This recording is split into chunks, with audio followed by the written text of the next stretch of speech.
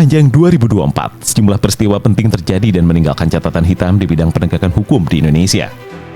Mulai dari kinerja Polri yang menjadi sorotan publik. Bukan hanya masalah internal institusi, beberapa kasus hukum pun belum diselesaikan. Praktek extrajudicial killing juga masih terjadi.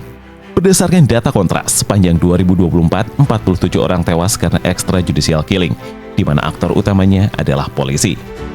Netralitas polisi juga menjadi sorotan di Pilkada 2024, hingga muncul istilah partai coklat di masyarakat. Sama seperti tahun-tahun sebelumnya, masyarakat pun masih berjuang sendiri dalam mencari keadilan dengan mengandalkan media sosial lewat jurus no viral, no justice. Fenomena ini sekaligus menunjukkan kemuakan publik atas kinerja penegak hukum yang baru bergerak setelah ada tekanan.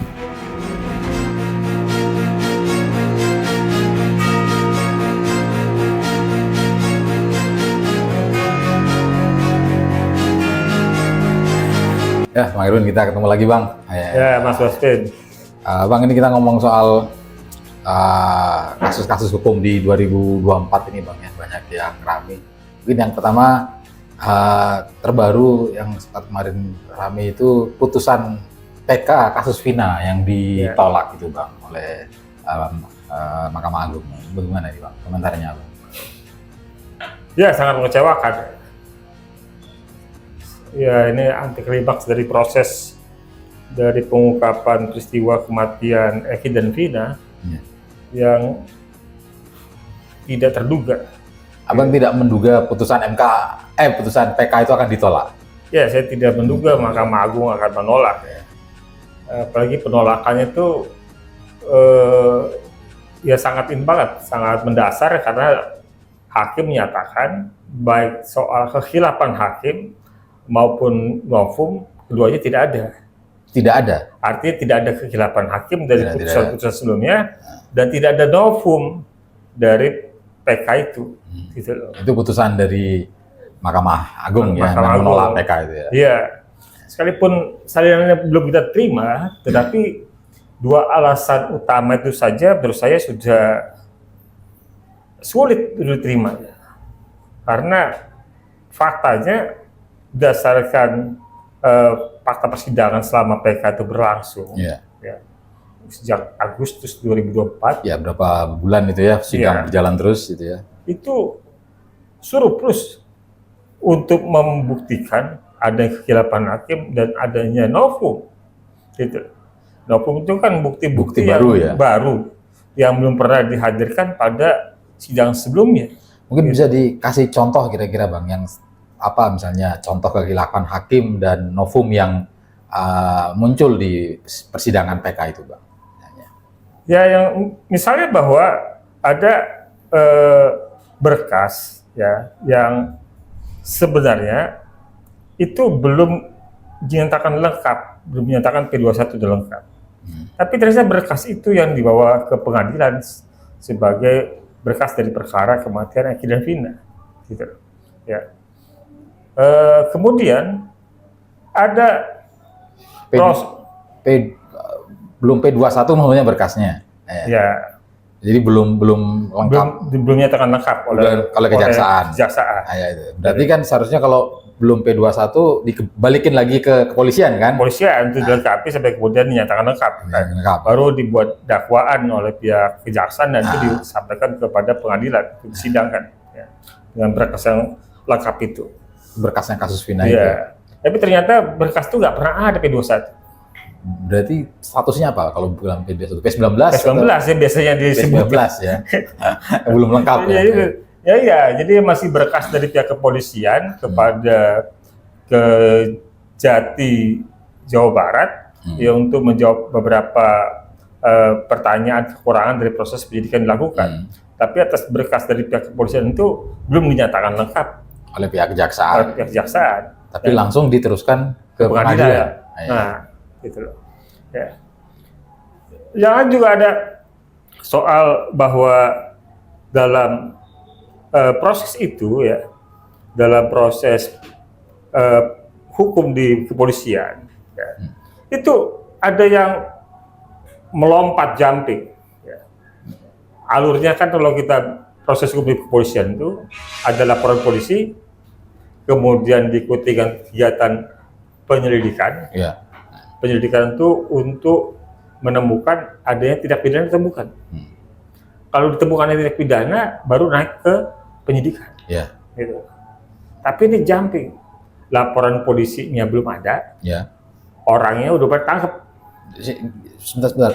Ini gimana Bang? Jadi belum ada Belum ada laporan polisi, tapi orang-orangnya dituduh sebagai pelaku sudah ditangkap. Sudah ditangkap duluan. Tangkap duluan. Terus penyidikannya kapan? Maksudnya kalau kan tidak mungkin sudah ditangkap dulu kalau belum ada Nggak ada. penyelidikan. Nggak ada. Ya. Jadi tidak ada proses penyelidikan. Dan itu bisa kita baca dalam berkas. Dalam berkas itu yang lengkap yang tadi saya bilang P19 itu bisa terbaca bahwa proses itu tidak ada proses penyelidikan. Jadi setelah ditangkap, kemudian mereka mengalami penyiksaan, kemudian pengakuan dari penyiksaan itu yang menjadi dasar pembuatan laporan polisi. Langsung naik ke proses penyidikan. Gitu. Berarti kebalik prosesnya ya. Ditangkap dulu baru Bukan hanya kebalik, tapi udah ancur-ancuran. Gitu. Ya, makanya saya sepanjang pengalaman saya dalam menangani kasus ya, mungkin belum banyak, tetapi setidaknya dalam 30 tahun terakhir ya, menurut saya ini yang paling brutal dalam pengetahuan saya. Ya. dan itu diungkap di persidangan PK ya itu ya bahwa Tentu. proses yang tidak masuk akal ini ya. Itu. Iya, diungkap dan bahkan sudah kita hadirkan ahli untuk memberikan pandangan di soal itu, gitu loh. Ya. Nah, yang lain juga misalnya keterangan terdakwa itu yang benar adalah keterangan terdakwa ketika di persidangan. Ya. Nah, para terdakwa ini ada yang dewasa, 7 orang dewasa itu yang kemudian dalam persidangan di 2017 ya, itu sudah mencabut keterangan mereka dalam BAP karena mereka menyatakan keterangan dalam BAP itu karena penyiksaan. Uniknya oleh hakim pengadilan ketika itu keterangan yang dicabut itu tidak diberlakukan. Maksudnya gimana Bang? Tidak aja. Jadi hakim masih menjadikan keterangan mereka dalam berita acara Dan BAP itu. dalam BAP itu sebagai bukti petunjuk. Padahal mereka sudah menyatakan mencabut Iya. keterangan itu. Dan BAP itu dalam proses hukum peradilan pidana bukan alat bukti. Gitu. Jadi alat bukti itu hanya ada saksi, surat, keterangan ahli, ya petunjuk, ya kan. Kemudian ada yang terakhir keterangan terdakwa. Gitu. Keterangan terdakwa itu kualitas yang paling rendah, gitu. Ya kan. Nah, para terdakwa ini sudah mencabut keterangan mereka dalam BAP di kepolisian. Tapi masih dipakai lagi. Masih dipakai lagi oleh hakimnya sebagai bukti petunjuk. Gitu loh. Itu kalau kita bilang soal kekeliruan hakim yang cukup banyak sebenarnya. Salah satunya misalnya ke Saka Tatal ya, yang dia sebagai pelaku anak ya, yang divonis pada tahun 2016. Saka Tatal itu, kalaupun kita mengikuti ya skenario yang sudah dibuat ketika itu, ya, bahwa Eki dan Pina itu mati dibunuh ya dan dianiaya di lahan kosong belakang showroom. Saka Tatal nggak pernah nyampe lahan kosong belakang showroom.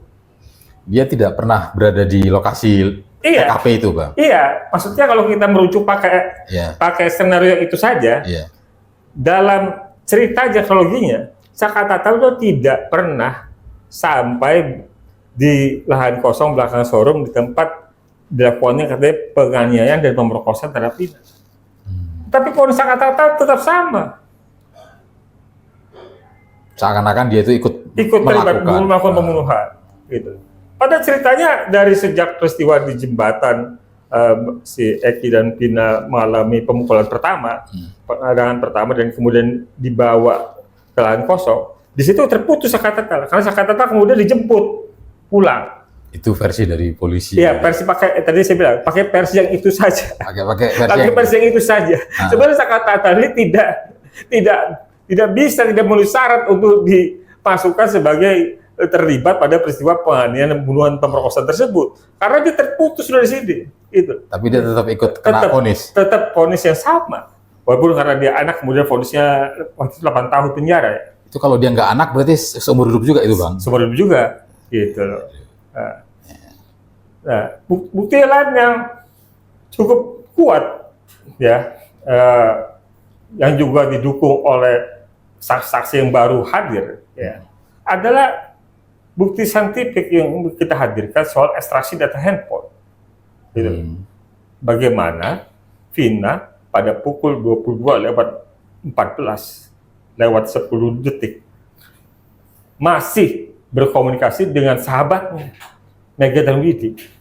Sementara konstruksi dari peristiwa kekerasan terhadap Eki dan Vina itu sudah berlangsung sejak 1930. Gitu. Jadi orang sudah mengalami kekerasan sejak 1930 sampai dengan jam 22 itu, kemudian mereka dikembalikan lagi, diletakkan di jembatan. Sudah mengalami pemerkosaan lah.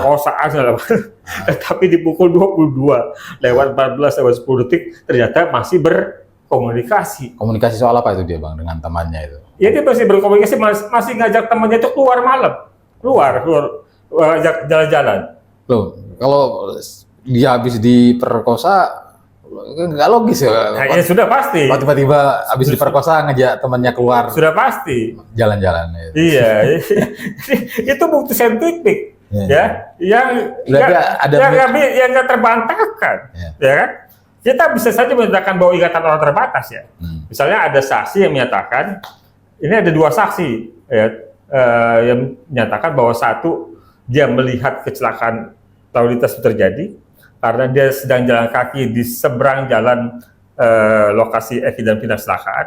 Satu lagi yang memang berlawanan arah, ya, yang melihat bagaimana Eki dan Vina itu mengalami kecelakaan lalu lintas, gitu. Ya. Jadi saksi mata ada. Ada 2 orang saksi yang menyaksikan langsung kecelakaan lalu lintas itu. Bahwa itu kecelakaan lalu lintas. Iya. Bukan dikejar sama geng itu bukan. Jadi kalaupun kita mau menyaksikan soal ingatan saksi mata itu, ya kan, tetap ada yang paling kuat tadi bukti saintifiknya. Bukti bahwa masih ada hubungan komunikasi, ya kan, antara Vina, Mega dan Widi temannya. Ya. Bunyi komunikasi itu yang paling saintifik, yang nggak bisa dibohongi, gitu. Dan bahkan sudah dihadirkan ahli oleh para kuasa hukum untuk memastikan bahwa komunikasi itu memang benar terjadi, gitu. Dan bukti ekstraksi data itu bukan diperoleh ujuk-ujuk. Dia juga ada bagian dari berkas perkara yang tadi saya katakan masih P19 itu. Di bagian akhir dari berkas perkara itu ada bukti ekstraksi data itu yang nggak pernah digunakan karena memang tidak bermanfaat dan tidak menguntungkan buat penuntut dan penyidik, ya kan? Ya tidak pernah digunakan sebagai bukti. Ahli nggak pernah dihadirkan, buktinya nggak pernah disampaikan sebagai bukti surat. Gitu. Yang itu kita dapatkan yang temukan di berkas itu, gitu. Terus gimana, Bang? Kalau menurut Abang, katakanlah dengan berbagai bukti dan yang Abang bilang tadi surplus lah gitu, surplus dalam hal kekhilafan hakim dan itunya, ternyata putusannya kok ditolak PK itu. Nah, ya inilah masalah kita, gitu. Sama seperti pada kasus yang di Surabaya, siapa itu? Ronald Tanur, ya, yang sempat divonis bebas, gitu ya? Divonis bebas. Dia dituduhkan melakukan pembunuhan terhadap pacarnya, gitu. Divonis bebas, gitu. Sementara jaksa punya keyakinan, ya, termasuk juga penyidik tentunya, bahwa kasus itu benar adanya peristiwa pembunuhan itu, ya kan? Kemudian mendapat perhatian cukup luas, termasuk dari DPR. Terlepas dari soal kemudian kita mengetahui fakta, putusan itu dipengaruhi oleh hubungan transaksional, suap. Ya. Tapi pertanyaan intinya, apakah putusan yang seperti itu pantas atau dihormati?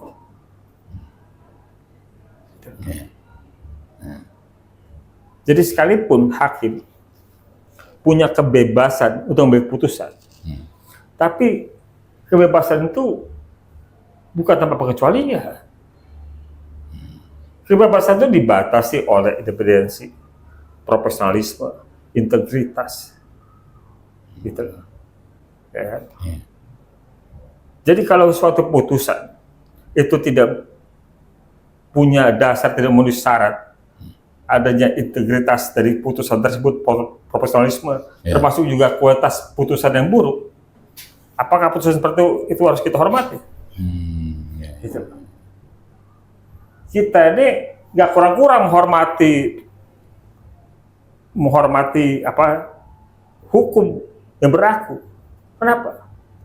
Karena kita menghormati hukum. Kalau orang ada masalah kita proposi. Iya. Karena kita menghormati hukum, kita mau jadi saksi di pengadilan. Gitu. Ya. Itu bentuk kehormatannya.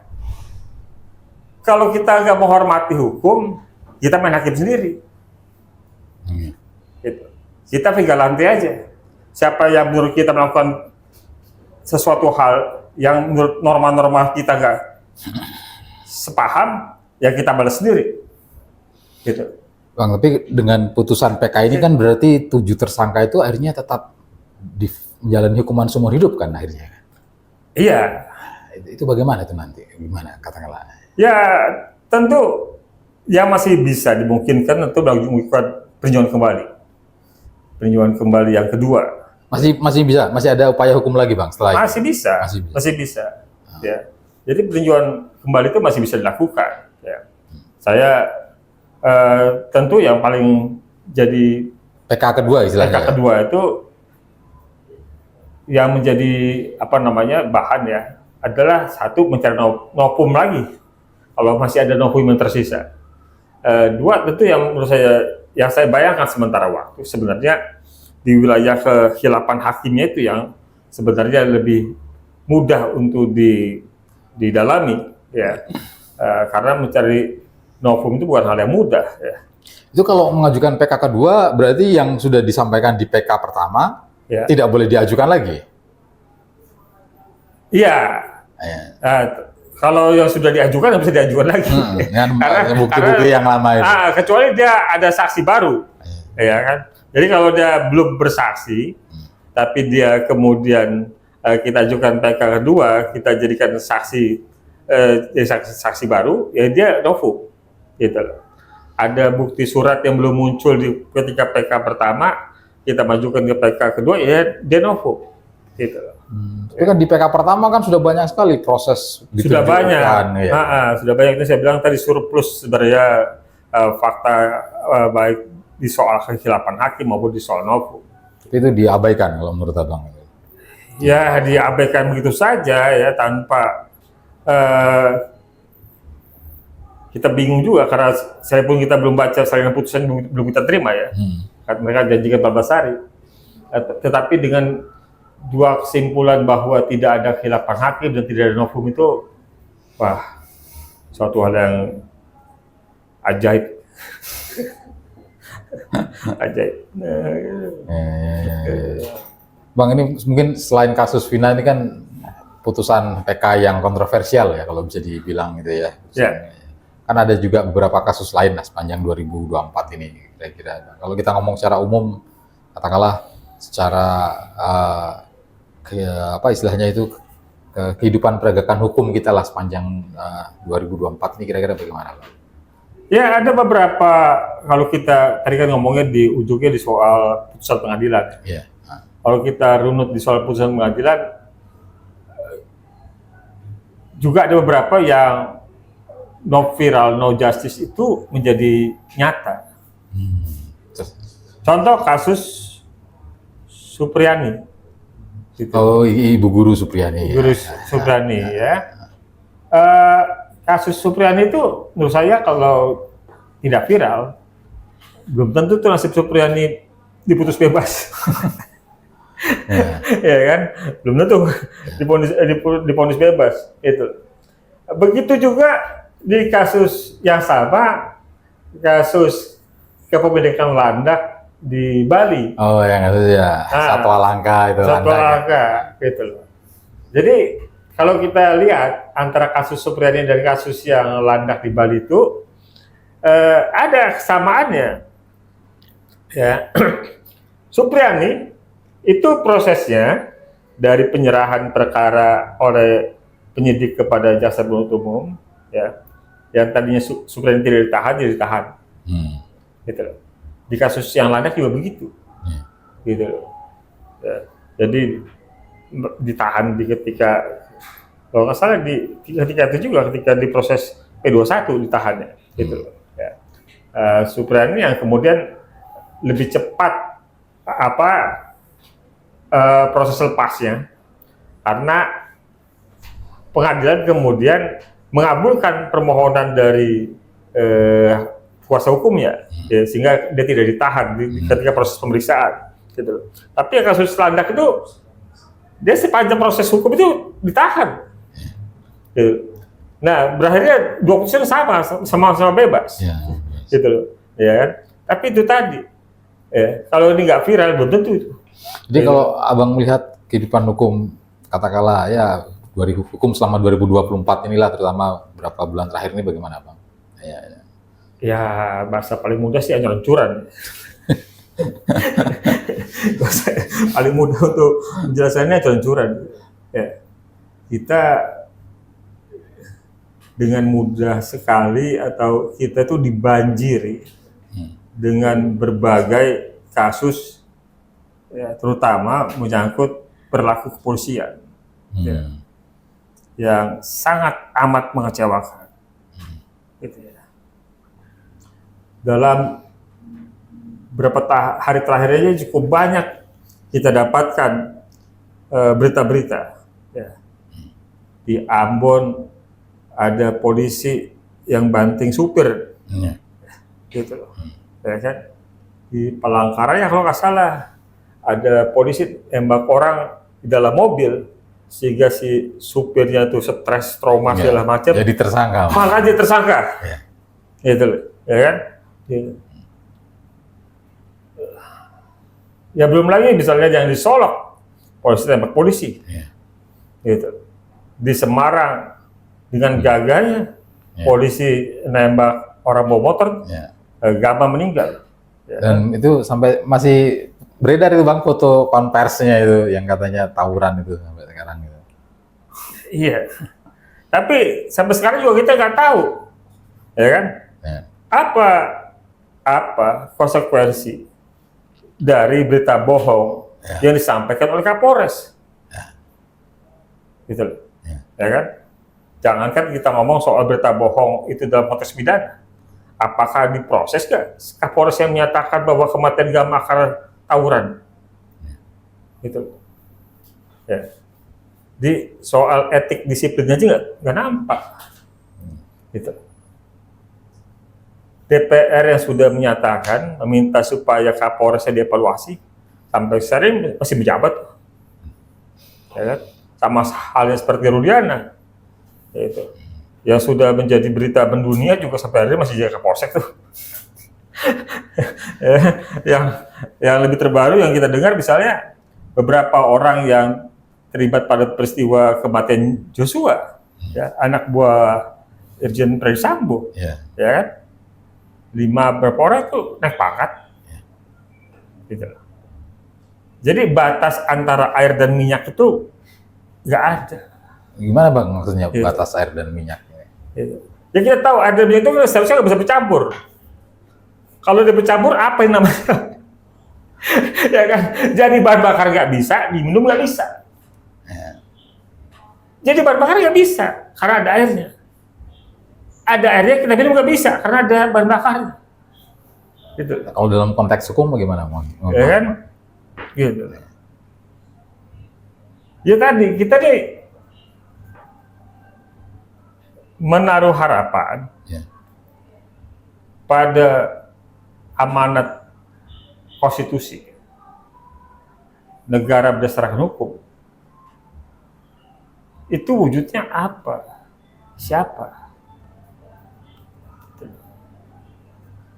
Kewajiban memastikan rasa aman tuh siapa yang harus melakukan?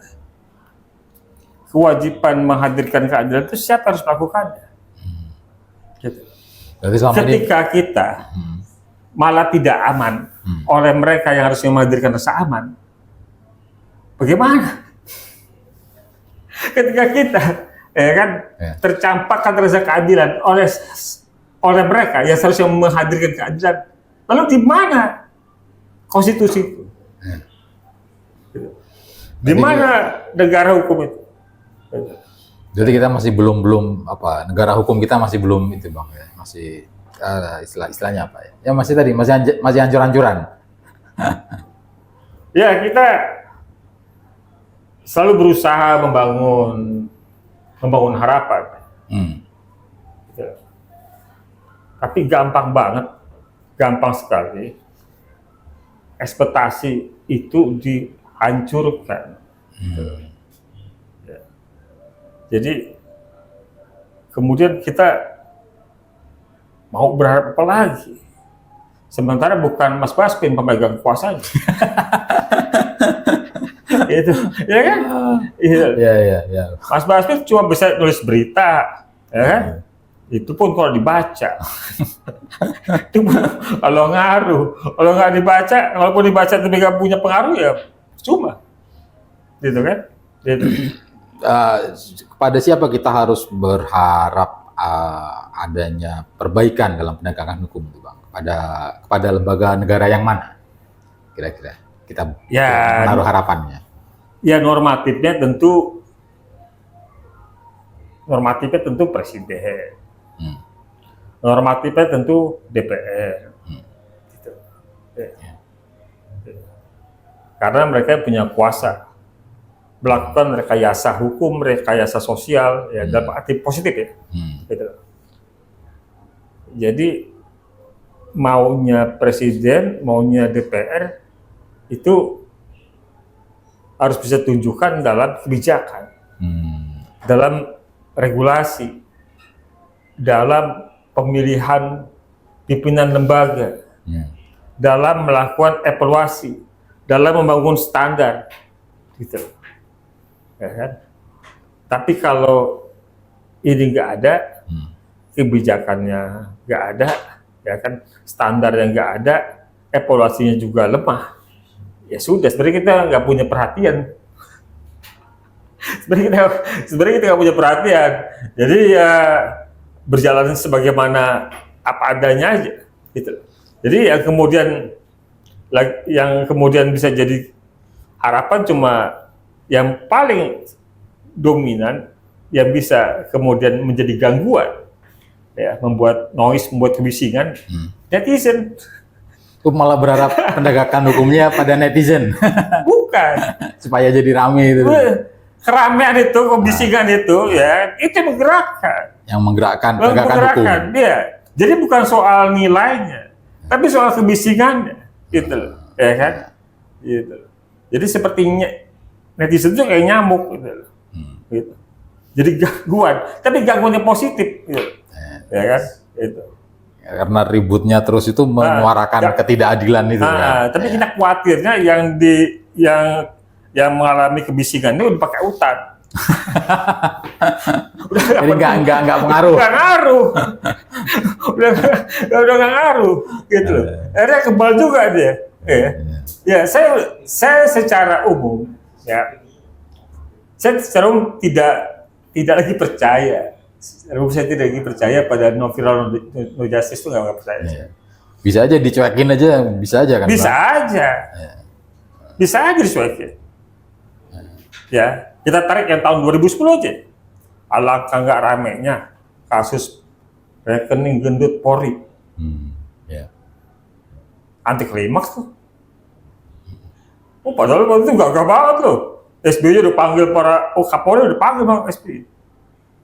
Anti klimaks, nggak ada.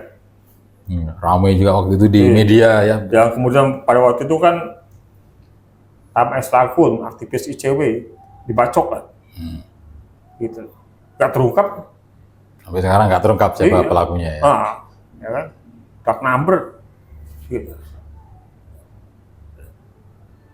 orang dibacok aja nggak terungkap. Ya, gitu. Ya, Jadi- tadi kita bilang kasus Supriyani, Ya. ya kan? Jadi, kasus apa Bang? kasus istilahnya? misalnya korupsi SCL, Ah, ya kan, ya. Menteri Pertanian, yang hubungan dengan korupsi dengan apa ketua KPK, Ya, Firly. Firly Bahuri, Hmm. ya kan, yang diantara komunikasi diantara dua orang ini ada Kapolres Semarang lagi, ya, Ya. sebagai mediator ya, kalau SCL berkomunikasi sama Firly lewat dia, Firly berkomunikasi ke SCL lewat dia, tapi juga nggak ada dampak tuh, ada efeknya. Itu jadi sudah terlalu banyak yang viral, ya. Bahkan tadi kita bilang kasus Sambo kurang ramai meriah apa kasus Sambo, ya kan? Setelah selesai menjalankan pidana atau sanksi disiplinnya, pakat. Iya. Berarti belum tentu no viral no justice ya. Belum tentu juga Bang ya. Saya malah nggak, ya maksud saya tidak mengurangi, apa namanya, jangan berhenti Iya. untuk memviralkan, Memviralkan, jangan berhenti. jangan berhenti untuk memviralkan, gitu. Tetapi itu bukanlah segala-galanya, Iya. Ya. Bukanlah segala-galanya, karena kalau mereka mau tutup telinga, tutup kuping, tutup mata, tutup mulut, ya selesai juga. Gitu ya. Ya. Kalau itu sudah terjadi, yang bisa dilakukan cuma yang kemarin terjadi ketika RUU Pilkada disahkan oleh DPR.